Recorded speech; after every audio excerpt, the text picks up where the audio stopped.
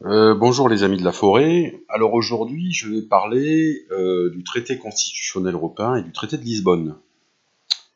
Parce qu'il y a quelque chose qui me gave un peu, c'est que je lis souvent ou j'entends souvent que Sarkozy, en fait, en 2007, lorsqu'il a été élu président, s'est assis sur le choix des Français qui avait été fait lors du référendum pour le traité constitutionnel européen en 2005. Référendum, traité constitutionnel européen qui avait été rejeté en fait par une majorité de Français, avec plus de 54% de non, ce qui était quand même une majorité assez correcte. Je me rappelle très bien de la campagne autour de ce traité constitutionnel européen en 2005, qui avait déchaîné les passions, et qui globalement avait opposé l'UMPS, pour prendre un acronyme qui est de plus en plus populaire, hein, c'est-à-dire l'UMP de l'époque et le PS, contre ce que j'appellerais les partis plutôt radicaux. À droite, il y avait le FN qui était contre ce traité constitutionnel européen, et à gauche, il y avait globalement l'aile gauche du PS qui était incarnée par Mélenchon. Il y avait Fabius aussi qui avait voté pour le non, le Parti communiste et les partis d'extrême gauche. Je rappelle que ce traité constitutionnel européen devait faciliter le fonctionnement des institutions européennes, donner une constitution à cette Union européenne qui n'en avait pas, et qui était souvent paralysée à l'époque par des votes à la majorité qualifiée. Hein. C'est-à-dire qu'en fait, une loi européenne, on ne pouvait capoter si 2-3 pays n'étaient pas d'accord. Je dirais qu'à l'époque, moi j'ai voté pour le oui, puisque je suis un fédéraliste, et que ce traité constitutionnel européen allait vers une fédération européenne, mais qu'il était rédigé de manière très maladroite. Bon, déjà c'était un pavé. Je pense qu'à l'époque, il n'y a pas beaucoup de monde qui a lu le traité constitutionnel européen, hein, il fallait être maso pour lire ça.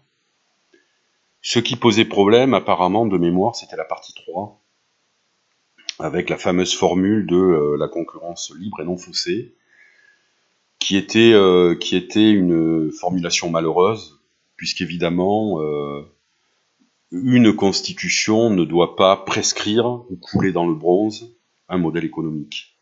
Ça, je crois que c'était une erreur des rédacteurs du traité constitutionnel européen.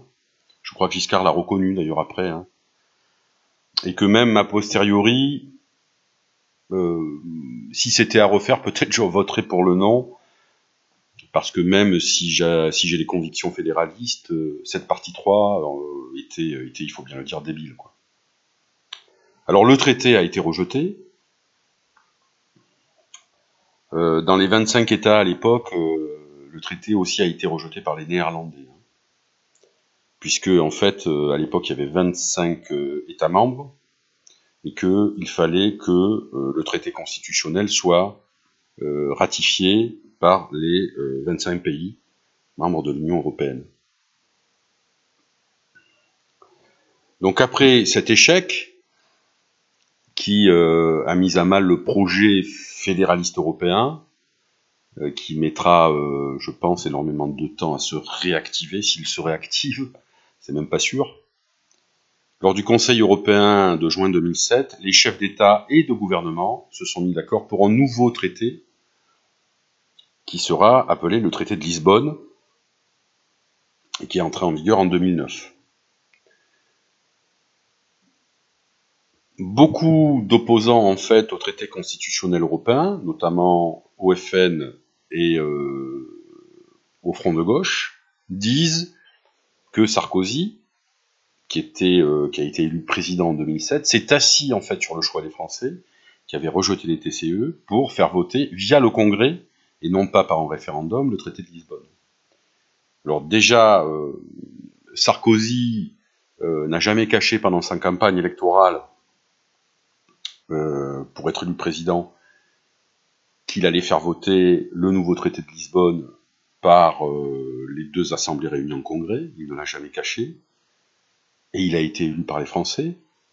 Ce qui pose la question d'ailleurs de la pertinence parfois des référendums. Le référendum sur le TCE, c'était un référendum, d'après moi, qui était casse-gueule, parce que la question posée, elle était globalement assez simple, mais le traité était fort complexe. Secondo, le gouvernement Chirac à l'époque était assez impopulaire, donc je me demande même si Chirac n'a pas choisi la voie du référendum pour torpiller en fait ce traité constitutionnel européen qui avait été rédigé par son ennemi Giscard. Bon bref, en tout cas, Sarkozy avait annoncé la couleur, donc il a pris personne, il a trahi personne, hein, il a pris personne en traître. Il a été élu président, et lorsqu'on dit en fait que ce traité de Lisbonne est un copier-coller du traité constitutionnel européen, ce n'est pas la vérité. Certes, ce traité de Lisbonne reprend évidemment des éléments du traité constitutionnel européen, mais il n'y a plus cette partie 3 en fait qui posait problème, qui était à tendance véritablement néolibérale, qui gênait les Français. Hein, cette fameuse concurrence libre et non faussée. Secondo, quand même, le traité de Lisbonne ne reprend pas le processus de constitution et arrête en fait le processus d'intégration européen. Et enfin, chose importante, le traité de Lisbonne permet, via l'article 50, à un pays membre de l'Union européenne de sortir de cette Union européenne. Ça, c'est la grande différence. Hein.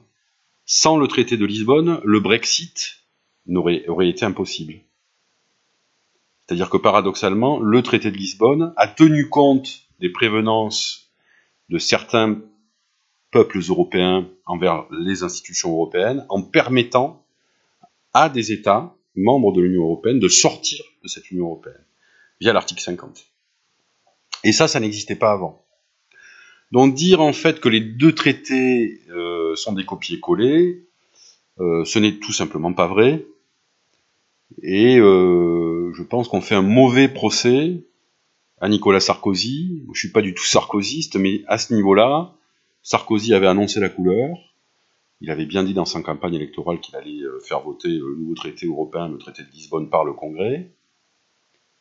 Et deuxièmement, le traité de Lisbonne n'est pas du tout un copier-coller du TCE.